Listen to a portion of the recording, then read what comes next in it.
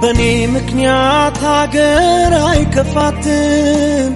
ጭንቀት ስጋት አልደርብባትም ለዓለም ሐሳብ ዕድል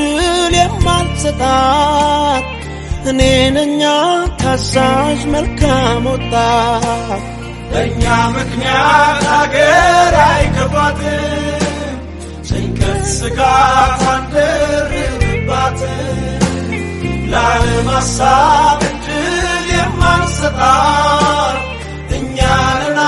ታዛዥ መልካም ወጣት መልካም ወጣት የምድር ጨው ነው መልካም ወጣት ባለራዕይ ነው መልካም ወጣት ተስፈኛ ነው መልካም ወጣት ስንፍና ያውቀው